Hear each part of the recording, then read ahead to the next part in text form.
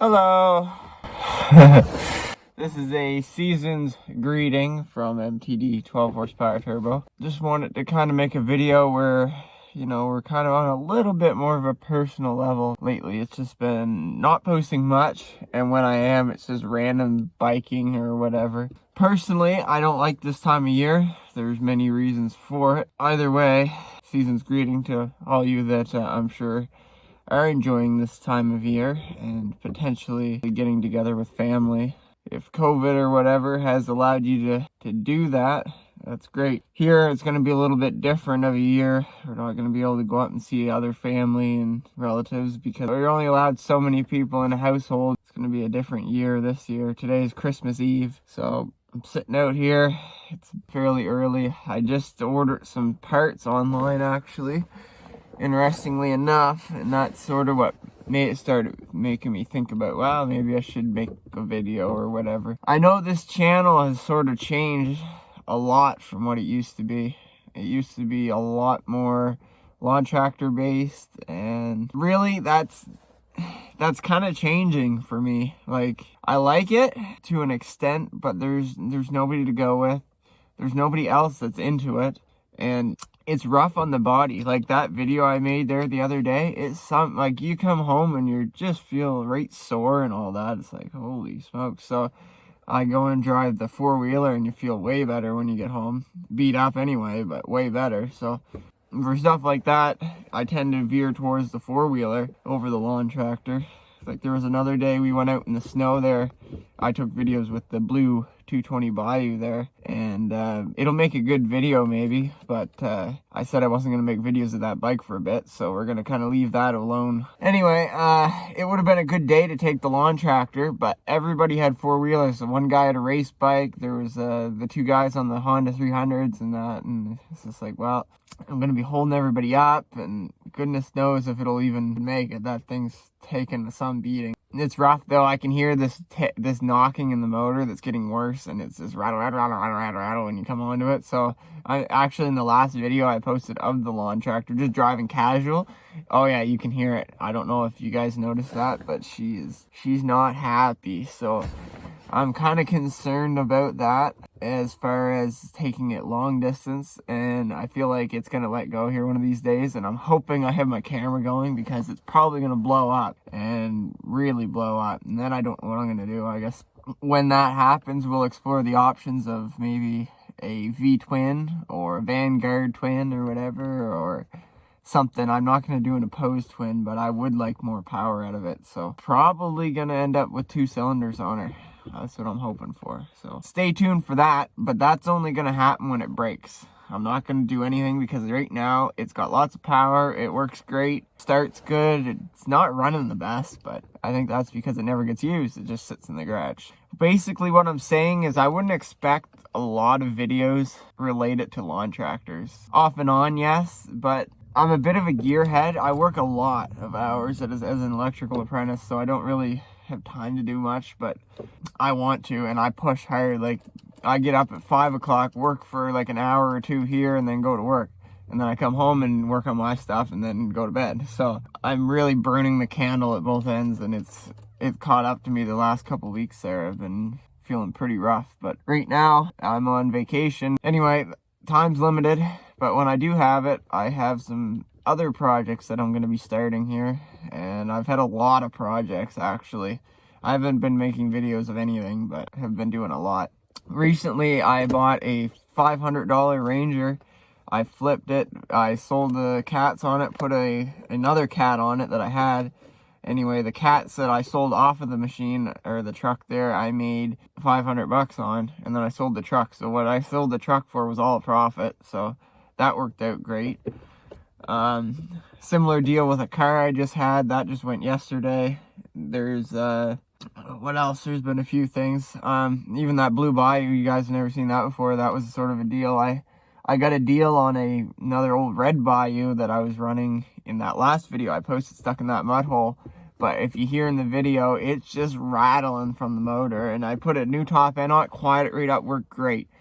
Started driving along, whatever. So then I come right onto it and was going pretty quick, like just not like bearing on it, but I was going a good clip.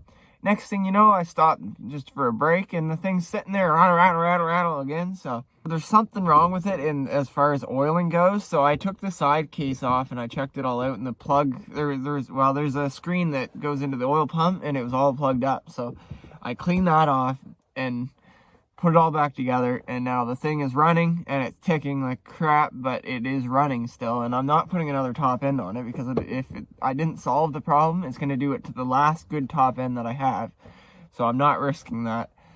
Not on that one. It'll just go until it breaks. If it blows up, then that's when she's done. So the reason I'm saying this is because I have plans for that bike. I'm going to have a little project there. It's not going to be lawn tractor. I'm sorry there, fellas, but what I want to do is, I don't know if you've ever seen on the computer there, people going out in like lakes, and pretty well lakes or whatever is the best thing, but you can float either, like there's a couple different things. I'm just going to fool around with it, but I like the idea of the ones where they get water wheeling and they just kind of go around, and the rear end sort of will sink to the bottom, and you can just sit there and bobble around with the front end up and go and lean and play around with it. So I was thinking that bike there I don't really care about, so let's do that. Like I've always wanted to do that. It's not a 4-wheel drive, but it should still be capable. So, and they're such light bikes, like the 220s are so light, it should be able to float right on the water, I think. Like the front end anyway. If I get some of that foam, I was thinking maybe just take some foam or fill an inner tube or something and jam it up in the front of it, and then just go out there, and the front end will float and the rear end will be heavy and sink, is what I'm hoping. They're heavy enough to sink, sort of. Anyway, it's something stupid that I've been thinking of. I wanted to just fart around with and make it like a little submarine, so we'll try that. And then I'll have to do a snorkel on it, which would be pretty neat. I'll make a video making a snorkel on it. I don't know quite how I'm gonna do that yet, because the air boxes on those bikes, actually the inlet for the air box is under the seat on the cover.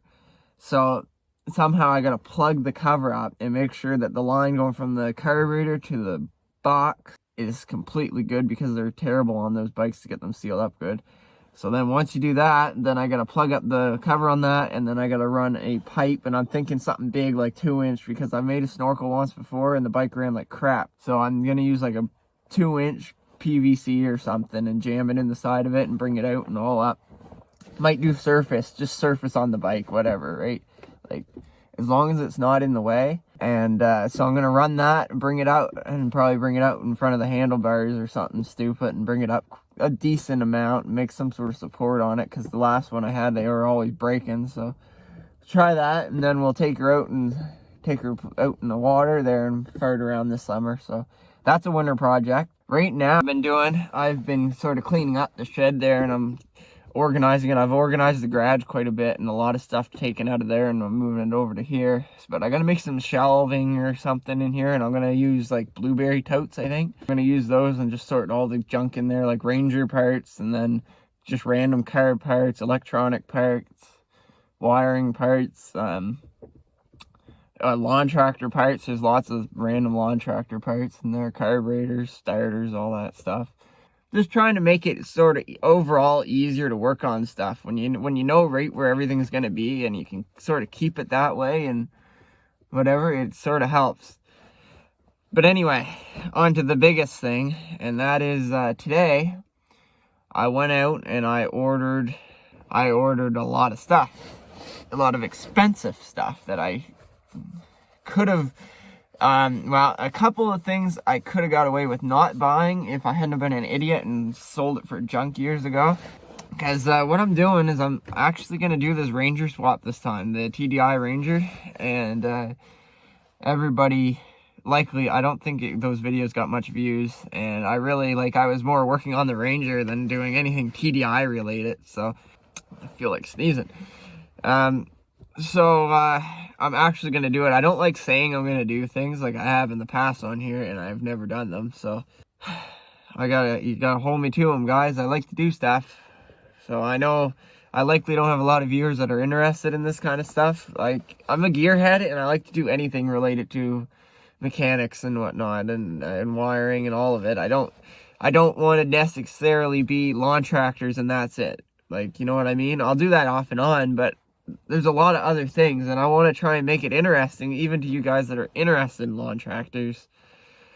Just sort of, maybe like someday you'll be interested in doing something similar or whatever. So that's what I'm doing with that.